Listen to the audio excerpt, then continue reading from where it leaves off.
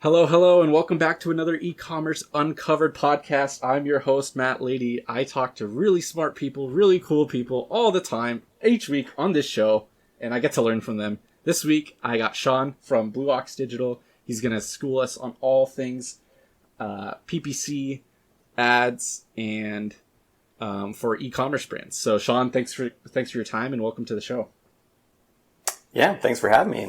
Excited to hopefully share some paid ad knowledge. Yeah, man. So what's kind of Blue Ox's, like, that's, first of all, love the name. I read a little bit on your site about, like, where it comes from, but if you want to just briefly explain, like, the agency and your perspective and your background, just to give them a little bit of context, that'd be helpful.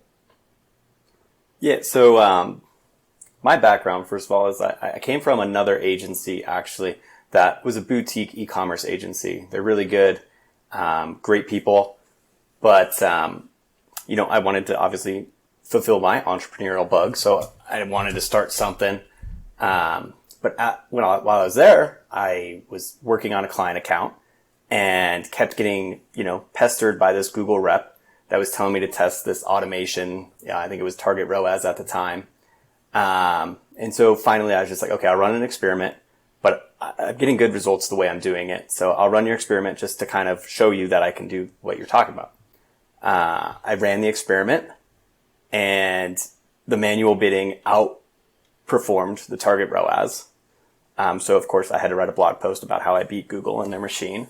And while I was writing that blog post, the Blue Ox came to me as like the Industrial Revolution and like Paul Bunyan and how he was kind of fighting, the trains and the lumber industry. And so that's where the Blue Ox comes from. And that's kind of where my agency, is wanting to go in that direction, where a lot of people are trying to automate a lot of things and it can work. It can. I try to do more of, the personal manual stuff. And I'll automate things here and there that make it easier. But for the most part, I'm not going to just set your account up and leave it. Yeah. Yeah. You're going to, nice story. I like that. Makes a lot of sense with, the connection there. And so, yeah, an ox needs to keep, like, doing things. You can't just, like, set them up and leave and, like, you gotta, like, direct them and, like, make the most of it, right? So I think there's a fair amount of over automation and over just setting and forgetting and not enough manual stuff. And there's certain, again, times and places for each of that, like you said. So I like that, how that's the start of, like, your agency. And it's been, how long have you been running Blue Ox? So it started in January. So oh, sweet. Yeah. 9 months. Awesome. Yeah. Sweet. Yeah. We started in June. We were as freelancers at Sunrise and then kind of been making it more agency official as we go. For sure. So, yeah, was it, and again, this is more personal, less e-commerce specific, like, was you wanting to go out on your own and build your own thing, like, partially because of what's been happening the last year and a half with pandemic and work and, like, clients and different stuff like that? Yeah, so a lot of it was, but kind of the opposite of how a lot of people were viewing it. For me, our agency kind of, obviously had to shut down for a little bit, meaning everyone went remote. But, we focused on e-commerce, so e-commerce exploded. It got busy. I'm not good at working from home. There's a lot of distractions at home for me. And so that was kind of just like the push where I was just like, okay, I can't work from home anymore. And so one of the first things I did when I started Blue Ox was like got an office, and I needed to just kind of get away to go to another space to do my work, which, I've really enjoyed actually a lot.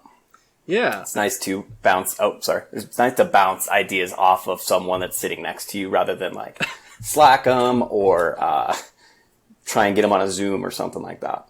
Yeah, even this is not as amazing of a conversation as it would be if I was 10 feet away from you, 6 feet away from you in person. There's just that different energy. It's different, like, comfortability. You don't have to worry about looking at yourself on a screen. You're just on the other person and the whiteboard, right? So I totally get that. Not enough people talk, I think, myself included, talk about having that whole different space. As you can see, my desk is my bed is right behind me. It's what I got to do for now, but it's having that space must be nice. Well, I mean, I think that view is kind of less popular at the moment. A lot of people, love the ability to kind of go wherever and work wherever and not have to go to an office. Mm-hmm. But I mean, it's just kind of it didn't work for me. Yeah, for sure. It's hard to, yeah. I think I'm looking into office and different stuff too, different options for that separation. So, what is Blue Ox like? What kind of clients do you typically have been working with?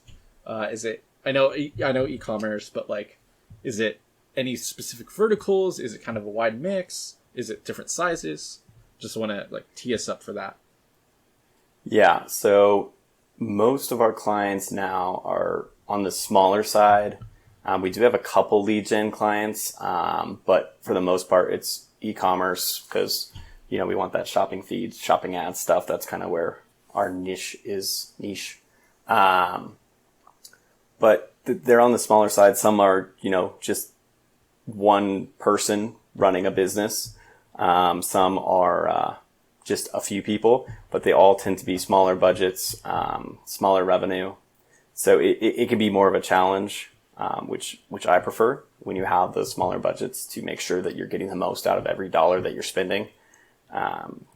So yeah, that's kind of what the mix looks like right now. Sweet. Yeah, so that'll be good for us. And as we talk the next 30, 40 minutes is that coming from that angle, right? Like you have been seeing smaller accounts and budgets and working with that over the last year or so. What have you, what has been a recent challenge or win, one of both if you want, that you've seen recently as we kind of transition into Q4 heading into Black Friday? What's been like something that's worked really well or what's been a challenge, just so we can give some perspective on what's going on, what we're seeing in accounts.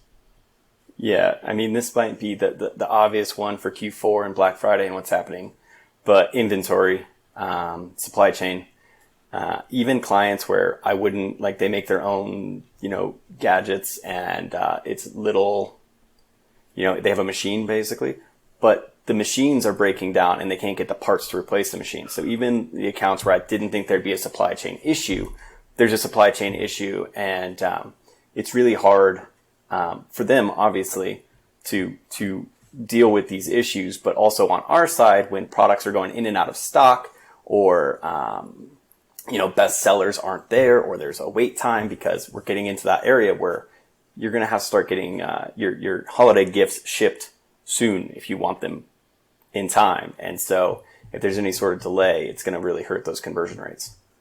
Yeah. So yeah, that's super common right now.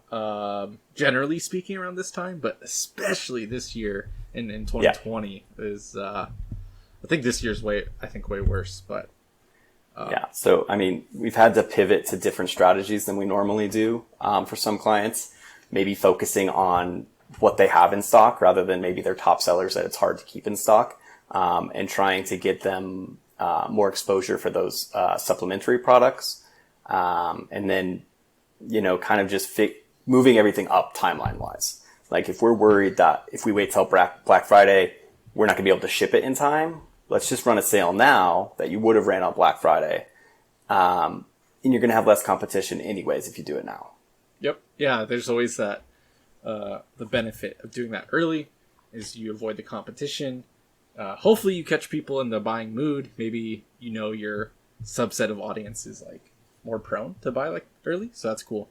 That makes sense. And what's been something that you said, different tactics and like moving it up in these other products, like just personally, like how have you been having those conversations with clients of like, cool, like this is not your best seller, this is not like can't expect the same numbers right away, can't expect the same scale. How are you having those conversations with your clients? Well, luckily we started early. Like we started these conversations like way back in the summer because we could see what was coming, right? And so it helps to get them along with it from the beginning because, if they're helping me plan which products we're going to, push when it gets to this time way back in July. They're going to know that those are the products that we are selling. And they might not have, as good a margin or, sell as good, but they're kind of prepared for that. On every call, you do have to remind them, like, this holiday is going to look different than last holidays. Everything's kind of going crazy. So it's been fairly easy to have those conversations. People know what's going on, and clients are pretty forgiving and gracious right now. So thankful for that. Yeah. It's been a challenge for everyone involved. Great growth in the beginning of the pandemic, but lots of challenges. And so with the ads you run for clients, is it mostly on like the Google side, or also are you doing paid social as well? We do a little bit of paid social, not as much. I'm getting a lot of requests right now for paid social, so we might have to start doing a little bit more. But I came up as like a Google person. We had a different department that kind of handled social. And so, I would rather focus on Google and Bing, but I do have some experience in that area. Okay, cool. Yeah, so then Google and Bing is like, tell me a little bit more about how that's been different the last year and a half, because I'm opposite. I'm social guy. Someone else handled the Google, and it's like it's so funny talking to people not quite in our domain. They're like, ads are ads. Like, what do you mean you don't do that platform? It's like, you would understand. But so tell me a little bit more about maybe how things have changed since the beginning of the pandemic, like any trends, any like huge differences in strategy, or if there have been, similar to iOS 14 and 15, if there's been major shifts in the like tech or tools or features. Would love just kind of like a rundown on that from the last while here. Yeah. So similar to the iOS update, Google has said that they're going to be more privacy focused, and that started, I think, last fall. And so basically they took away most of the search queries. So what someone actually searches, we used to be able to see, okay, did we want that click, or was that click not very good, and we can add a negative. So that's a huge change. And especially for the way that I like to set up shopping campaigns, it's very query focused. I'm willing to pay more for a good query than a bad query, which I think makes logical sense. But so that was a huge change. We've adapted, and you can still see the queries in analytics. You just don't get the cost data there. And so it's basically just kind of adapting our processes to these changes, and making sure that we have coverage of the things that we need to have coverage of. And then the other changes are basically a push for automation, which starting my company against automation right before all this automation was kind of pushed was a headache. But Google wants to kind of control ad copy a little bit more than they used to. They want to control bidding a little bit more than they used to. And so it's trying to find that happy medium of making Google happy to make sure that our ads are showing as much as they could be, with not giving them full reins of the account, and making sure we keep an eye on it and that kind of stuff. Yeah. Oh man, it's fascinating just over the years of like how it's shifted and turned, and it's been like super manual in the beginning, and it's like on Facebook side it was like, oh, the CBO, campaign budget optimization, is like this big thing, they're going to make it mandatory, and then now they didn't. So yeah, so I can totally relate on like that back and forth. And I think our platforms and our daily jobs change more than a lot of people. And like, I think that's something I forget about a lot, just because I've just been in this for almost 6 years now, right? Like, that's all I know and all we know. So it's good to have that perspective. Has there been like a significant increase in ability to spend, or like availability in terms of inventory? Like, I just don't know how it works as well on the Google and Bing side of like search and traffic and stuff like that versus Like, I know on Facebook there was a time where it was so much cheaper because everyone's stuck at home, right? Everyone's in quarantine. They're just sitting scrolling on Facebook and Instagram. So we had cheaper costs. Just didn't know if like that was similar or not. Yeah, I mean, it kind of depends on the client. The one thing that we kind of have seen is as Google's been a little bit more lax with their targeting. So from letting exact match be like exactly what someone's searching, you used to be able to target that. Now you can get like variations of what they're searching, and that's the best that you can do. So with that, you're starting to compete with a lot more advertisers for that same query because it's more broad. And so when you start to compete with more advertisers, you start to see the cost per click go up. And the one place where I noticed it, like a large amount, was on brand ads. All of a sudden, like our cost per clicks were, 100 to 200% higher month over month. And I was trying to figure out why. And then I realized when I did a couple searches that if the other accounts aren't negating your brand and your brand has like, let's just say there's an agency out there that's just called Acme Advertising Agency. Every other advertising agency could be bidding on your brand by searching for advertising agency. And so it wasn't that more people were bidding on the brand. It was that the targeting got much more broad. I see. Okay.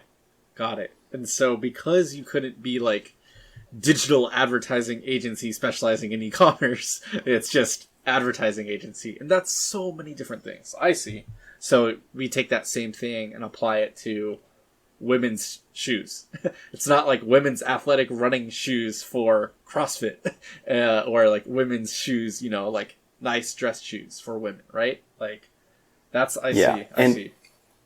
And like before we used to be able to be like women's high heel shoes, which, that's a little bit better than just women's shoes. But Google's kind of being like, no, we know what people want, and even if they just search for women's shoes, even though you told us that you only want to show up for high heel shoes, we might show your ad. And so now you're competing with athletic shoes because the people that have athletic in their keyword also are going to show up for that same search. And so it's just, it's a mixture of not being able to target as well and trying to keep up with negating out terms that you don't need. Yeah. Oh man. That sounds tough. That sounds annoying. Yeah. Having other people like unintentionally or intentionally like bidding on that stuff. Yeah. So, what's like, if I'm how do I get started with PPC, right? Like, I'm not as well versed on this side of things. For Google and Bing, if I'm a founder, like, at what point would you recommend people start running ads, or like at what budgets? Just like what's a starting point? Like let's get into some more foundational stuff. Okay. So what I tell people when they're kind of just started up was, first of all, I would give it at least 3 months. So make sure you have 3 months of budget from the start. A new account can take a decent amount of time to get data in it, which then, Google wants that data to know if they're serving up the right ad. And so new accounts can take a while to get to a point where they're profitable or even showing efficiently or anything like that. And so I would try and give it 3 months if you can. The other thing would be, depending on, a lot of different factors. Like if you're in a service industry, CPCs can be hundreds of dollars. So for one click, you're spending, $250. E-commerce, it's a little bit better than that. There are some, a little bit, it's a lot better. It's like, $5. But it still can range. And so what I like to tell people is, it's hard to do a broad generality, but like $750 a month would be like, that's going to be close. We'll see if we can do it, just for Google. And then I would try and start pretty narrow with your targeting as much as you can because of the things we just talked about. And then if you're not spending, open it up from there rather than starting and spending $100 the first day. And then you have, a seventh of your budget gone in one day. Right. Okay. Yeah. So start small, really narrow in. And, is it like of that budget, how much would you say is like defensive of brand search and like protecting your own terms in like your branded stuff versus competing against others like without the branded terms? Yeah. I would say, I mean, like 90 to 95% should be focused on not your brand. Your brand ads should be fairly cheap. I mean, like in like the 5 cents if other people are doing well in your industry about getting negatives in there to, maybe $1 on the high side. So if you keep your brand to your brand, it shouldn't be spending a ton. And so you'd really want to spend most of that budget trying to get new people that maybe haven't heard of your brand and keep your brand costs pretty low. I see. Yeah. So about 90%, like 95% cold traffic or prospecting, so to speak. And then brand is kind of like retargeting, I guess. Or it could be if they like visited your site before, but brand doesn't have to mean that, right? Like they could just have seen your Facebook ad and then been like, oh, I don't want to click on the link. I'm going to come over to Google and type in the brand and say so-and-so reviews, right? Like that's what you mean by branding, right? Yeah. And so, yeah, that's a lot of discussions that we had as far as starting up social would be, we want to kind of track social. Obviously, talking to you about this, a little bit differently in the sense of maybe we see if our brand clicks increase to see if the Facebook ad is working, because that means people kind of remember your ad from Facebook and they go to Google to search it and that they're close. They don't know your domain necessarily, but they remember the name. So we use the brand to do, track YouTube videos, to track Facebook, stuff like that. Yeah. So, okay. So then, that's good to know that like they can like mutually beneficial and they can play off each other. Okay. So about $750, maybe round up to $1,000 about starting point, right? Like at least, right? Like bare minimum sort of starting point, three months budget. So maybe $3,000 over 90 days. And then would you recommend,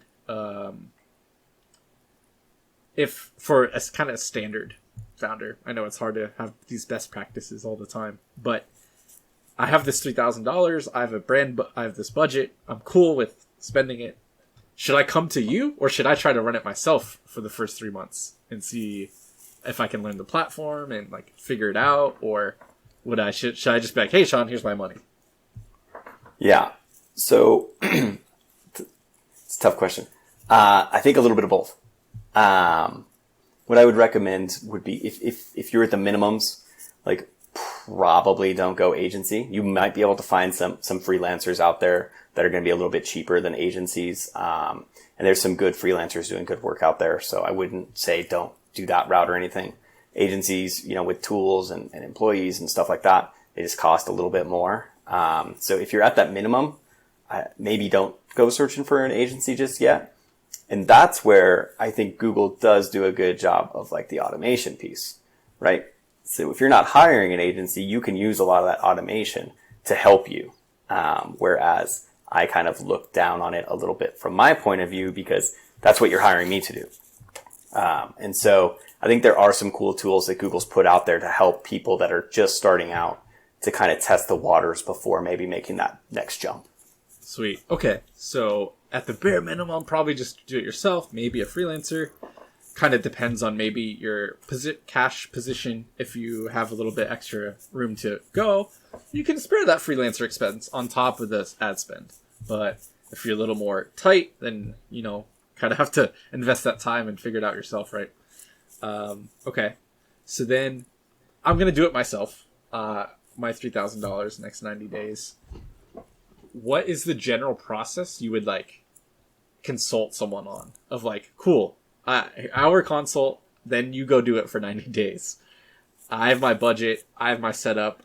Whatever. Like, what would you tell someone like that's just getting started? Like, say you're a friend who's just like, hey, I just started this brand a while ago. I'm at this point. What would you tell them to get started with? Yeah.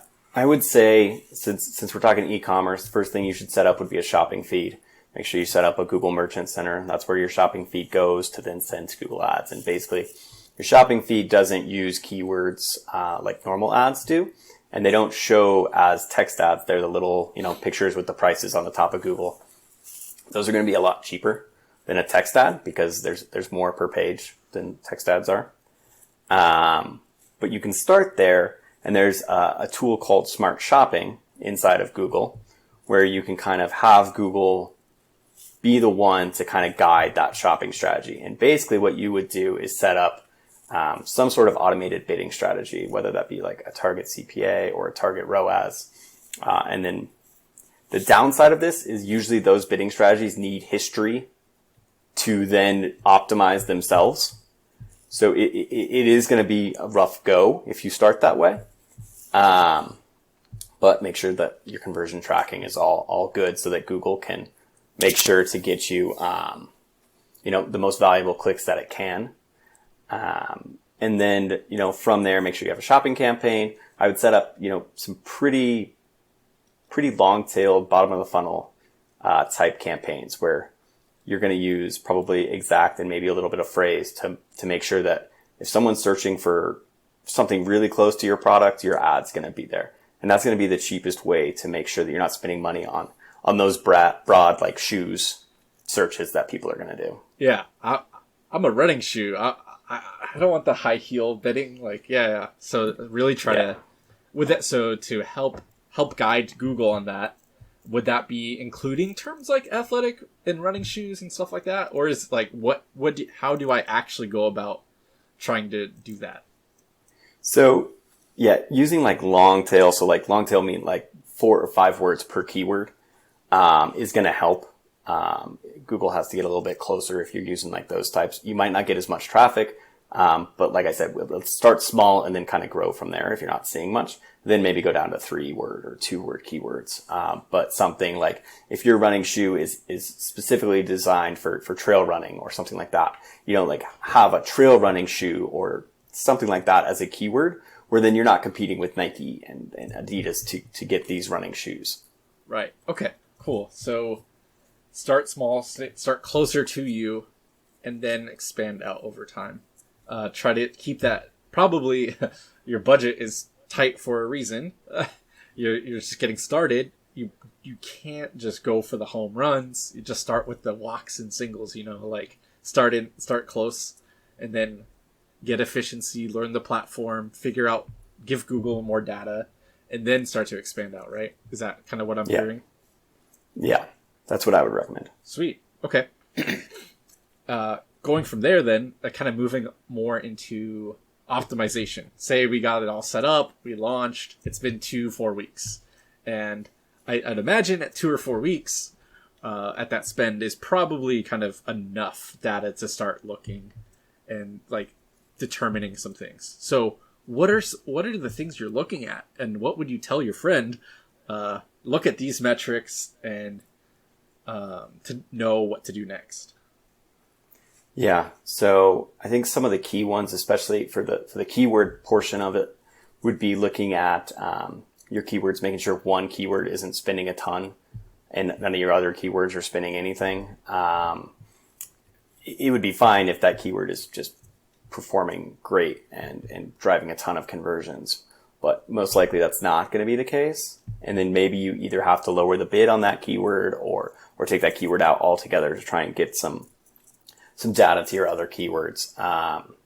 The other thing to look at would be the click-through rate of both your ads and your keywords. Click-through rates can kind of tell you if there's an issue. If your click-through rates are point something %, you're probably targeting something too broad, or your ad needs a little bit more work. And so a decent click-through rate should be, I don't know, like at a minimum 1.5%, 2%. But I would aim for a little bit better than that. Okay. The other thing that you can look at would just be conversion rates. Like, are these people going to my product page and not converting? Because then you might have an issue where maybe they're reading your ad and expecting something, and they get to your page and it's something else, and so they're bouncing, they're not converting. And so it's kind of just like looking at each of these metrics and trying to figure out, okay, why are these people that are doing these searches not buying my product? And kind of working backwards almost. So you put on your investigator hat, go check out what the data is telling you so far, and then make decisions all together. Don't just say, click-through rate's too low, and like just do something right away. Try to like go look at each of these, pull out what you think, and then look at it all together.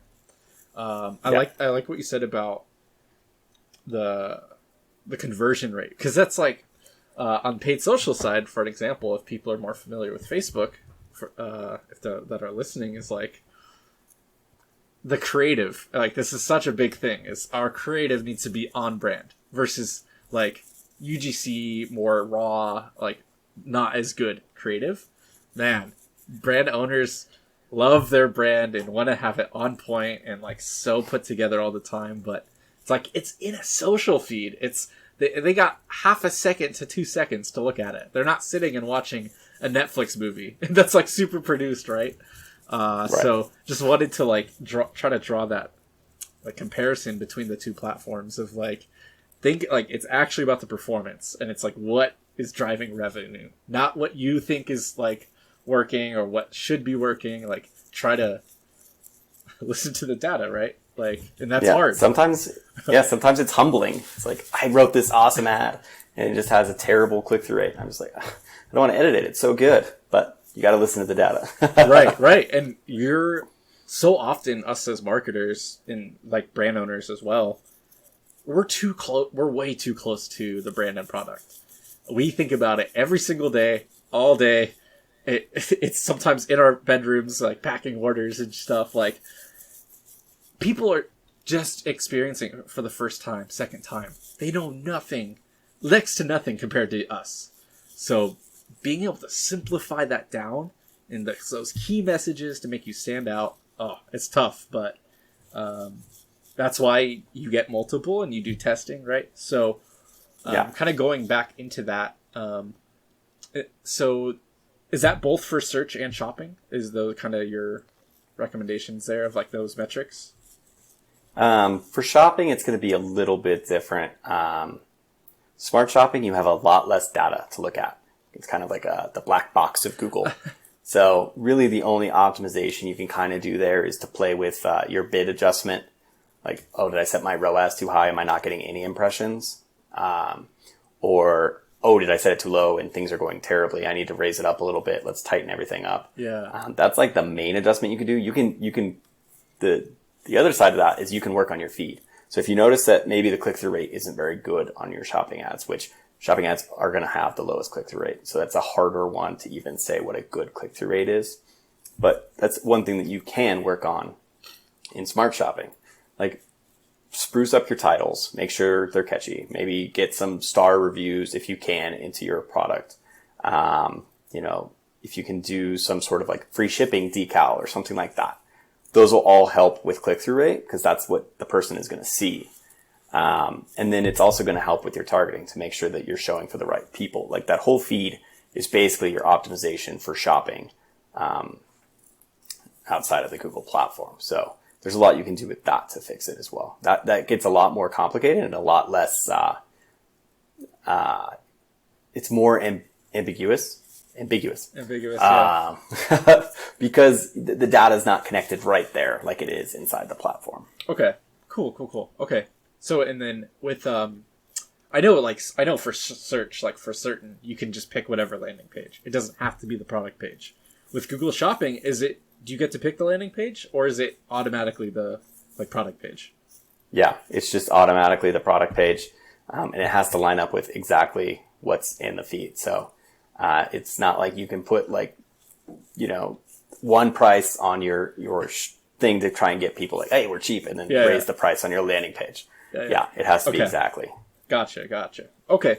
So landing pages do you recommend landing pages for search ads versus shopping ads? Or does it kind of depend on spend levels? Is it product dependent? Like what would you start to determine landing page versus PDP?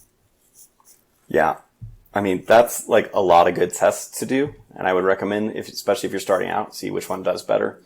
The benefits of category pages are if you have a lot of products in the same, way, send them there and let the person choose which one they want, right? The benefit of the product page for search ads would be, maybe I don't have a ton of products and this is obviously my best seller. Like this is the one that people want. Like take away that step that they have to go from category to product page and just put them right there. Let them do their thing. But that's definitely something that you always kind of want to test. The other downfall of category pages sometimes is they have a lot less copy on the pages.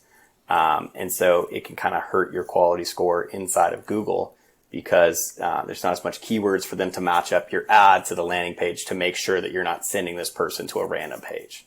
Okay.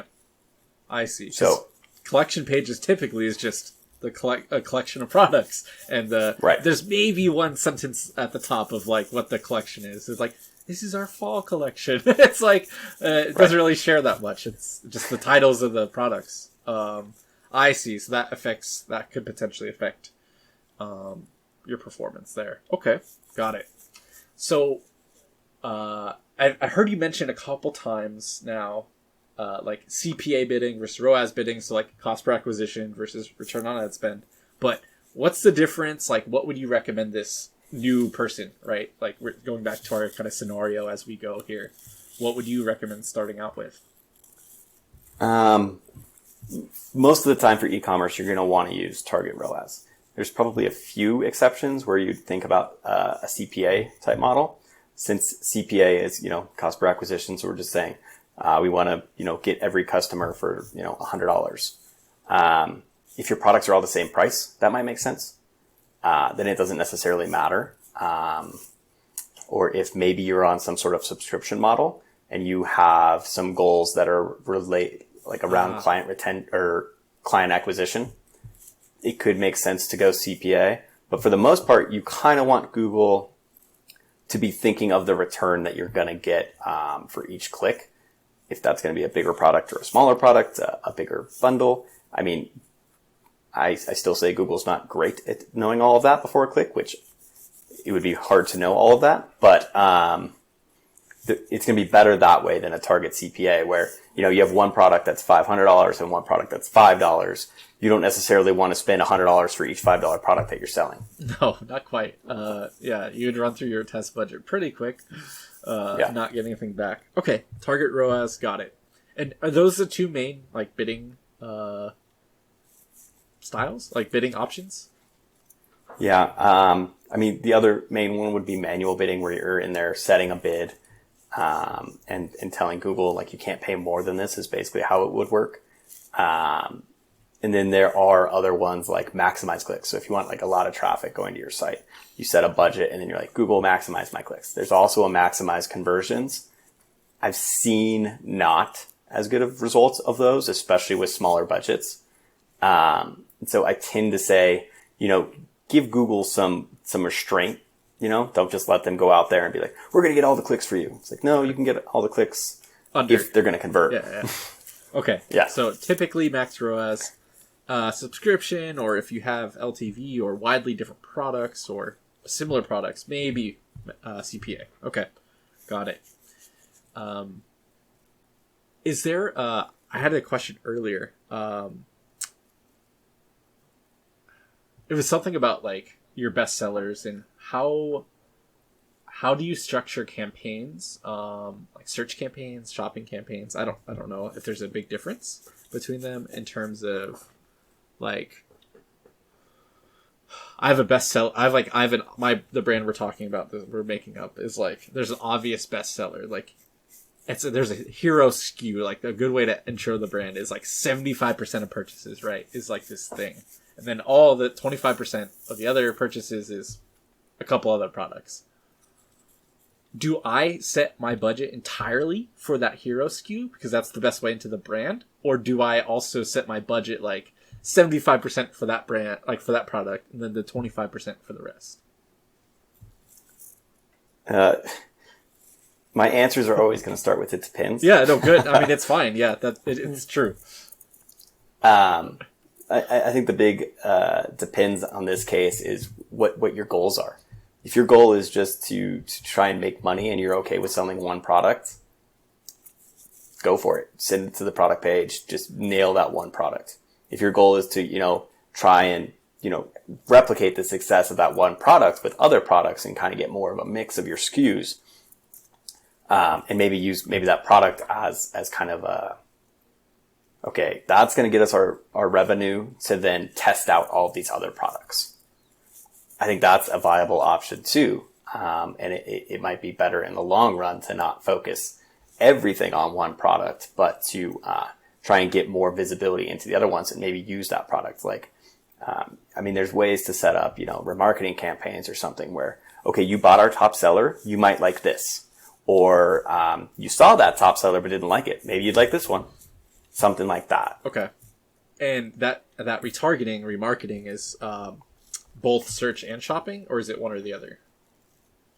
So you can add it to like if someone's been to your site, I can say I'm going to bid more for you when you do your next search. It's like they've already shown interest in it, right? So I'm going to bid a little bit more. There are dynamic. So to answer your question, it's both shopping and search. Okay. And so there are ways too where, not to get too into the weeds here, but where, maybe you've been to my site before. And so I'm a running shoe company. And now you're searching shoes. I could just target you since you're searching shoes with my running shoe ad again. And so you can get a little bit more broad if you know that they've already been to the site and they've already know a little bit about you. That's how you kind of use it on the search side. On the shopping side, it's dynamic remarketing. And so basically, everyone's seen the ads. You look at one thing and you see it, over and over again as you're going through the internet. It can be, a complementary product, a supplementary product, all those things. Cool. Okay. Sweet. And then as I'm gonna start. I say this every time, and I think it's so dumb, but I'm gonna start landing the plane and like bringing us down to the end of the interview here, in this conversation. So just a couple more questions to start wrapping up is getting to the end of that 3 months. I spent my budget. It went well, whatever that means, whatever the success. I made money back. Got more customers. I learned a bit more about Google. When is the right time to hire Shaun? When is the right time to tell the client, no, keep doing it yourself? When is it like, oh, just get a freelancer because of X, Y, and Z, because you also want to try Facebook too? Like, talk, like, I'm sure you turn down clients at times and it's not the right fit and right timing and all that. Like, tell me more about what you would think to tell that client that's now had that 3 months of 90 days like of data and starting point now. Well, yeah. So the 3 months is actually like a gift to me too, right? Going into an account. I don't have to like try and guess at what's going to happen. I have a little data there. And so what I would do is I'd go in and look at it and say, okay, here's what you were doing. Here's like the adjustments that I would make. What do I see that like growth wise being? And then kind of talk to the person and say, here's what I think we can do, and then kind of put my fees into it. Does it make it profitable if we add my fees into it? If it doesn't make it profitable, how long are you willing for it to be unprofitable before getting to profitable? Because, sometimes it's, hey, this account's a winner and I think we can grow this. Sometimes it's like, this might be better off for you to do or at least it's not ready yet. It's not going to make sense. I don't think we're going to get to profitable anytime soon. And so let's not spend money on me necessarily and focus more on spending on Google and getting more data in there so that maybe in 3 months you can come back and we can look at it again. Yeah, I think that's, yeah. Oh, no. If you had anything else, please go ahead. No. I think that's it. Oh, cool. I think that was so good. Like, us agencies and freelancers, not all of us are just trying to take your money and like make a living. Like, a lot of us care more about doing the job correctly than earning a couple extra bucks. Because it's like, it sucks to just, it's not working. Like, the numbers do not make sense. Like, this is not the right time. And people like, I'm not saying we're like holier than thou and like so much better, but we'll tell the client, hey, not right now. Come back in 3 or 6 months. I think, right. I think that I'm just trying to like speak for and like empathize with brand owners of like, do your vetting and research and talk to multiple people and hire Shaun for 30 minutes or an hour if you do consult calls, just to like ask him like, hey, Like, is this the right time? This is what this other agency said, and this pricing. Like, can you audit this? What, I think stuff like that is way smaller of an investment. A couple $100s for a consulting call or an audit versus multiple thousands a month for like the management fees. So I just like really liked that point and wanted to emphasize it and make a big fuss about it because I've been alongside right there with you in terms of not the right time, no thanks. Like it's not you, it's like the situation and all that. And it's just like I don't want to burn your money unless you know that and are like willing to accept that. So I just had to like shout that out some more. Cool, man. So what is there like okay. It's almost Black Friday at the time of this recording. We're about 3-4 weeks out. How does search and shopping differ or not during this holiday time? Like in terms of strategy and pricing, keywords, volume, like that sort of stuff. Well, the demand obviously goes up. A lot of people are going to start searching, and so as the demand goes up, you're going to see people get more competitive with their bids. They're going to get more competitive on their pricing. They're going to get more competitive about everything. And so it's kind of just like, I get excited for it. I think most e-commerce people do. It's like the Super Bowl of your e-commerce store for the year. Yep. And you're just like, okay, we've worked on this strategy since July. Here we go. We're going to test it out. And just kind of, it's the main event and we're ready to go. But it does get more expensive. There's a lot more clicks. It just kind of gets a little bit crazy. Yeah. There's stakes are higher, higher bids, like you said, more volume, but also way more competition. Bigger brands can just bully and just bid like crazy because they have so much budget, and between direct to consumer channels versus wholesale versus Amazon versus their own retail stores, like they have so much more omni-channel presence and like can afford to bid more than the average small D2C brand. They can afford to drop their prices lower too and really try and get you. Yeah, so they have double. They can outbid you and out discount you. So it's like, oh man, that's really tough. Yeah. Cool. What's either for brand owners heading into their like first or second Black Friday, or even service providers, freelancers, other agency folks, junior in-house people. What are some words of wisdom? What are some of your favorite things to think about to start with heading into the season? And I know usually the answer is like start planning 90 days ago. And like, like I know that's like probably the right answer. Can't time travel right now. Maybe for next year. But if you're 30 days out-ish right now, like what are the things you can be doing? What are you thinking about? What are you doing today to help set up like that Super Bowl big win during Friday through Monday? Yeah. So like right now, what we're doing is we're making sure all the ad copy is ready, right? We know our discounts now. We don't want to be writing ad copy week of Black Friday. It'll put us way behind the game. So we want to make sure all of our ad copy is ready. We want to make sure, promotions are scheduled in the accounts. You can do promotion extensions on shopping and search. Make sure that those are ready to go. Definitely keep an eye on the competition. When are they going to start ramping up their spend? And then basically you're trying to do anything now that makes that week less hectic for you. Like, what can I take care of now so that on that week I can just be, looking at what's happening and making real-time adjustments rather than trying to go back and do something. Yeah. I think that is key to know that for smaller brands, this is probably the only time you can do that daily and tweaking and playing around so frequently. Throughout the rest of the year, you probably don't want to be changing stuff every single day and like messing with your budgets, especially if you're on that like lower end, right? So I think that's really good to call out there. And plan ahead. Something's going to happen. There's going to be like a disapproval or like something's going to get stuck. Your merchant center's going to like disconnect or something. Yeah, that's the big one right there is even right now we're starting to see merchant center disapprovals. So make sure that you're going into the Merchant Center now, dealing with any disapprovals, because you don't want it shut down, Wednesday, and you have a suspension and you're screwed for the weekend. Yeah.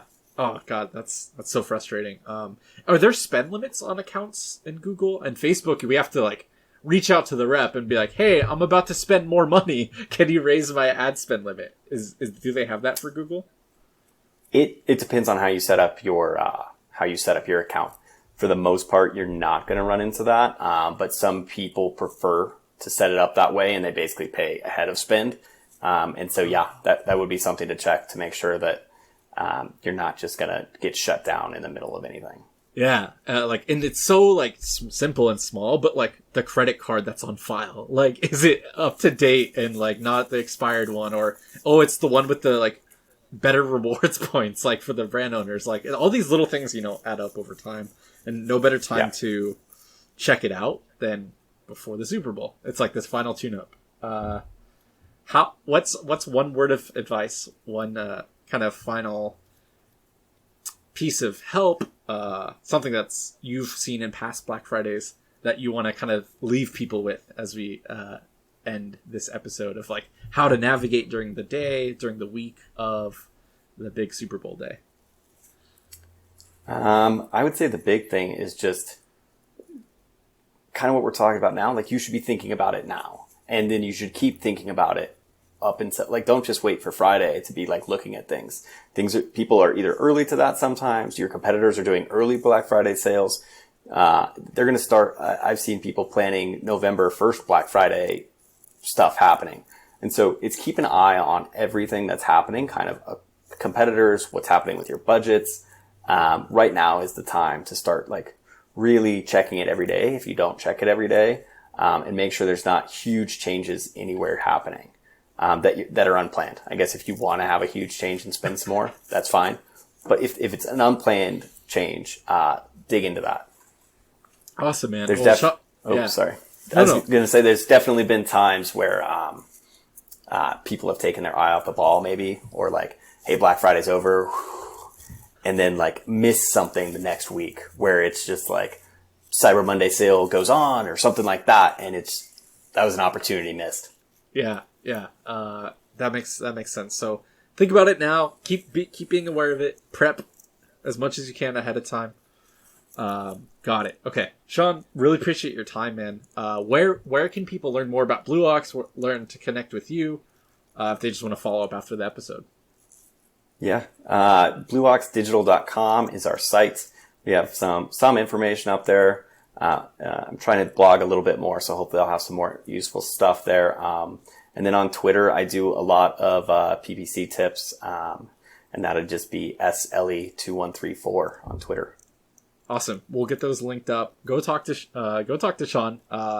Really, time flew by. Got schooled on PPC and Google and Bing, and I just love learning from people like you. So appreciate your time, man. And hopefully everyone else had a good time with Shaun and I. Appreciate you listening. We'll catch you on the next episode.